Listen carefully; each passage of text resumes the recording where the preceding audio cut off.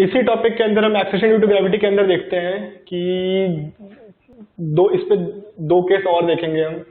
पहला केस हमने देखा कि फर्स्ट केस वाज कि acceleration due to gravity on surface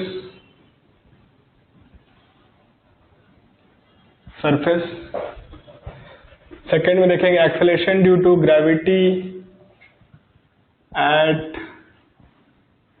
h r plus h distance, re plus h distance,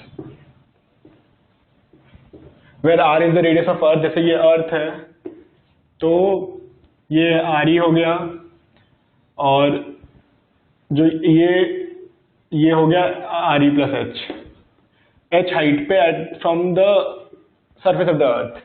और जो थर्ड केस देखेंगे हम लोग that will be acceleration due to gravity at depth d। ठीक है, पहला केस हमने देख लिया। ये दोनों केस देखते हैं हम कि क्या होता है, कैसे what is the change in the acceleration due to gravity at a height h and at a depth d।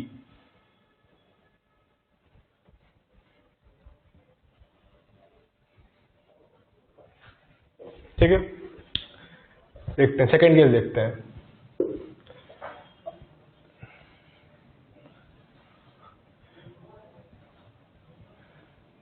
This is RE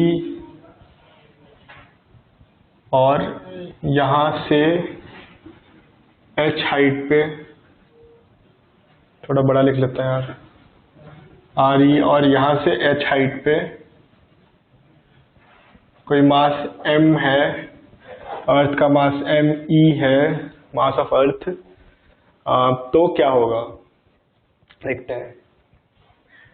तो जो F इज इक्वल टू जो g से डिनोट करते हैं उसको भी, तो या फिर हम g डैश ले लेते हैं। हाँ, तो जो g डैश होगा, mg डैश जो फोर्स लग रहा होगा, that acting on mass m will be g m mass of earth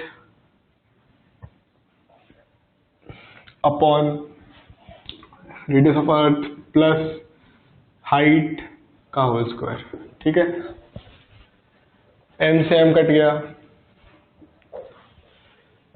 तो g dash is equal to कितना हो गया, g m e upon RE plus h का होल स्क्वायर।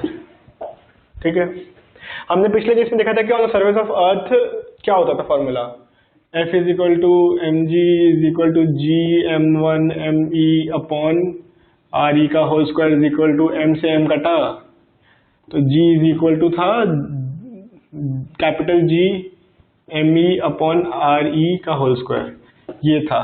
तो g के टर्म्स में हम लिखने का कोशिश करेंगे g डैश को। तो जो g डैश में चेंज क्या आएगा, हम यहाँ से RE बाहर निकाल लेते हैं, तो g me RE square 1 plus h upon RE का होल स्क्वायर। ये जो टर्म आ रहा है दिस इज g। ठीक है, तो इसको हम लिख सकते हैं g is equal to g dash is equal to g into 1 upon h 1 plus h e by upon RE का होल स्क्वायर। तो जब हम बाइनोमियल थ्योरम में एक बाइनोमियल थ्योरम में हम पढ़ेंगे कि अगर कोई भी चीज इस फॉर्म में लिखी हुई है 1 प्लस h अपॉन RE का होल स्क्वायर, और अगर since the height is very less with respect to the radius of earth, तो इसमें एक एक्सपेंशन लग जाता है, बाइनोमियल एक्सपेंशन से ये हो जाता है कुछ इस तरह का 1 माइनस 2h अपॉन RE। तो ये ऊपर चला जाता है और वो 2h अपॉन आर ई हो जाता है। और जो एक और टर्म आता है वो इतना छोटा हो जाता है, एक और टर्म यहाँ पे आता है जो इतना छोटा होता है, उसको हम इग्नोर कर सकते, नेग्लेक्ट कर सकते हैं विथ रिस्पेक्ट टू दिस। तो ये हो जाएगा कितना, 1 minus two H upon R E. ये हो जाएगा gravity due to earth at a height h, ठीक है। G gravity on surface of earth है और R E radius of earth है। हमने देख लिया सेकंड वाला देख लिया, केस सेकंड केस देख लिया, थर्ड केस देखते हैं अब, ठीक है। चलिए थर्ड केस देखते हैं।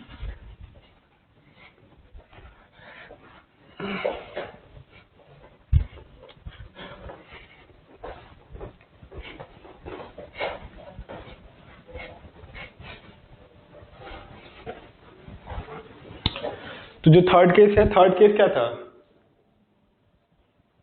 थर्ड केस ये था कि अगर ये अर्थ है, इसका रेडियस आर ई है,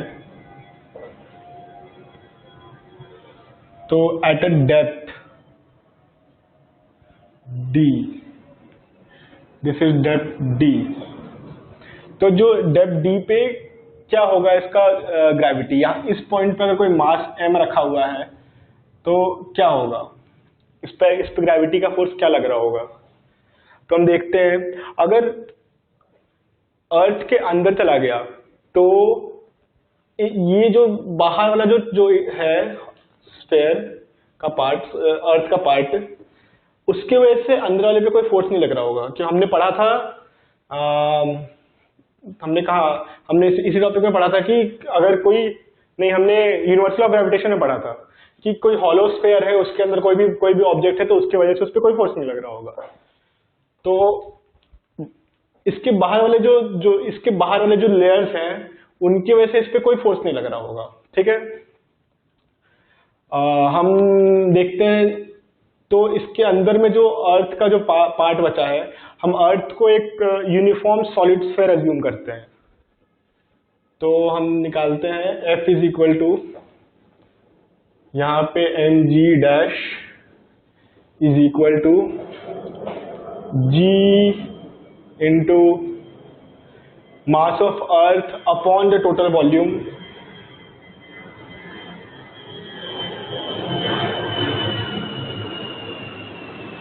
four by three,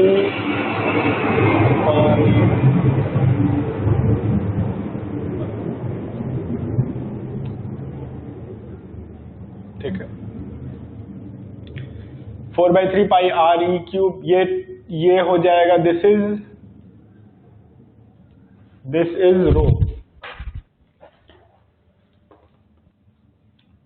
row of earth, density of earth, ठीक है।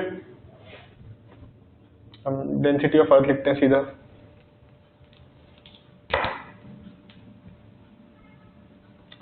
डेंसिटी ऑफ अर्थ इनटू, अब जो वॉल्यूम है, अब क्या वॉल्यूम है, 4/3 पाई आर ई माइनस डी, अतः डेप्थ डी का cube upon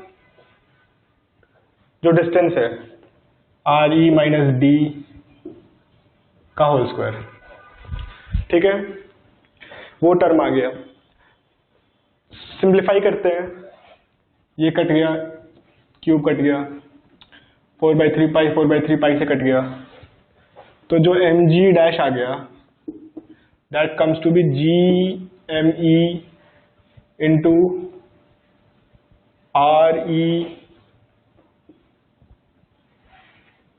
re minus D upon re का क्यूब, ठीक है।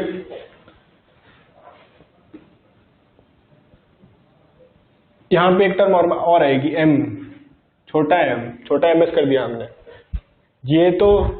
ये पूरा बड़ा वाला m आया, ये छोटा m जो था मास ई एम एस कर दिया था हमने। वो कट जाएगा दोनों तरफ से, तो जो जी डैश आएगा, जी कितना था, G was G M E upon R E का स्क्वायर, दिस वॉज जी। तो इसमें से हम उस टर्म में से हम जी निकालने की कोशिश करेंगे।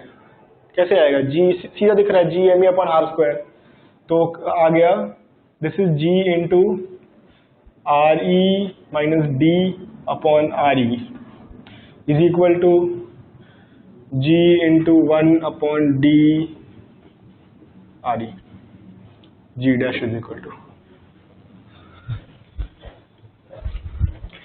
ये टॉपिक खत्म हो गया हमारा एक्सेलरेशन ड्यू टू ग्रेविटी।